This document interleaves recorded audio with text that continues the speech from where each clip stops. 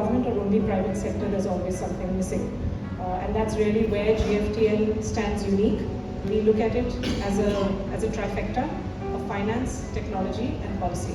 So our board of directors is also represented accordingly.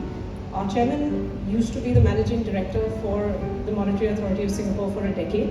Everything you know about Singapore becoming the financial capital that it is largely driven and guided by Mr. Menon.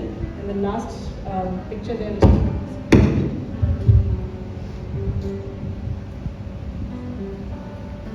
all that connected. So the Singapore FinTech Festival is one of the world's largest festivals. We attract over 70,000 people for FinTech. But more than the numbers that turn up, it's about the content and the people that come to speak and that you get to hear. A lot of the work that the SFF, as we proudly call it, has done in the last decade has gone on to become policy in many countries. So for example, CBDCs, looking at exchanges for CBDCs, looking at tokenization, eventually now moving into topics such as AI and quantum, and how they are very scarily coming together, which you will hear about at the Black Swan Summit as well. We run a series of these forums across the world, starting from Japan to Singapore, India now, Central Asia, Africa, heading into Europe, and soon the Americas as well, starting from this year. So one reason to bring it to you here is to see if you'd like to join that network, depending on where you're interested to grow, where you want to take your business, where you want to bring business in from. Do come to our forums, it's a great place to meet and network. We have a series of platforms as well that we provide. Go back to the slides.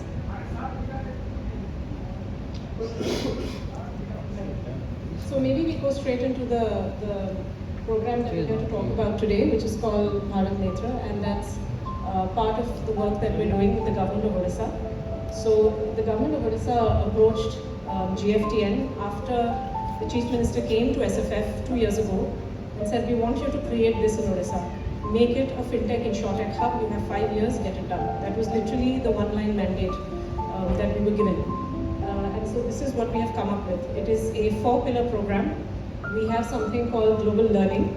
I'll walk you through that very quickly. The learning pillar looks to educate 7,000 students who are recent grads or recent post-grads in a 6-month certificate in FinTech and InsurTech. This program is run by the National University of Singapore. It is certified by them. They have a school called the Asian Institute of Digital Finance, which always only did PhD courses, but they have come up with an application-based 6-month program. It is 50% online learning in live classes and 50% in-person training where we fly down the professors from Singapore, house all of these students in a residential campus, and then teach them. An integral part of this project is what we call a capstone project. So we have 10 industry partners who, for the first batch of 385 students, have worked to give them problem statements to solve in FinTech and InsurTech. If anyone is interested to know what they are, please reach out to me and I will send those to you so you can see what we've been teaching them and how they're being applied. To give you an idea of the industry partners that are working with us, we have very large Japanese banks such as SMBC and UFG. You have large insurance such as Bajaj General Insurance, Mercer Marsh, but you also have a lot of InsurTech firms such as Simbo, ShovelTech Solutions, Sun Life, and so on and so forth. The idea of this program is when we hear from the private sector that I don't hire freshers because too much effort to train them, then they disappear, and I don't know if I can find them. We're trying to solve that problem for you a little bit. Maybe not entirely, but can you give someone an internship? Can we shave off 3 months of that learning curve that everyone has to go through? And can they be industry ready? The other impact-oriented part of this for Odisha is we work with the higher education department to target districts where jobs are scarce for very, very smart graduates. And from a personal experience, because I've interacted with these, I'll call them kids because I feel like I'm much older than them. They are motivated to a point where I never was in my early 20s. They really want to get it done. More motivated than them are their parents. When they came to drop off their, especially the girls, when they came to drop them off at the residential program, I've had parents tell me कि madam ये opportunity देना है बच्चों को, उनको कराना है. अब यहाँ पर सिर्फ manufacturing, mining नहीं, अब नया economy हम कराएंगे. So it's that kind of a drive that the government is also trying to encourage, and they're 100% sponsoring this program. So it's 7,000 over 5 years. The batches will grow. We are going to hit about 700 to 800 this year. and we look at maybe 14 to 1500 next year. I can tell you the program is rigorous. It's 85% attendance. We had many children having to be disqualified because they did not attend. And interestingly, the government has held a very hard line and told us, do not give any sort of a dilution. If they are not serious and they are not attending, it's fine. We want quality to come out of this so that they are quality hires. So this is the kind of backing that we're getting from everyone from the principal secretary level up to the minister. Sorry, is there a question? Okay, if we can go back. We're going to talk about the Global Forum of the Black Swan Summit in more detail later. The global innovation is something that Anshul will cover. The Global Capability Center. So Odisha has a new GCC policy, as they call it. You will see some of it put up in the billboard, so do have a look. It is one of the most comprehensive new policies. It was ratified as early as 3 months ago, with a lot of incentive to move into the state. From a BharatNetra perspective, we're supporting it in 2 ways.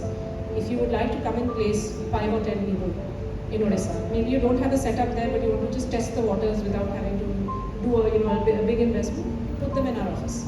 We have office space, we give it to you at a very lovely discount per month. Try it out. If it works out, there is much bigger space, entire buildings coming, we can work on that with you as well.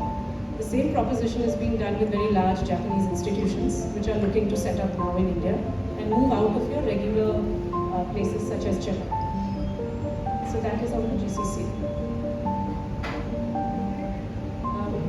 I won't go through all of these parts on space, but essentially it's a framework that we're working on. We're calling it STEP, which is Space, Talent, Ecosystem and Policy.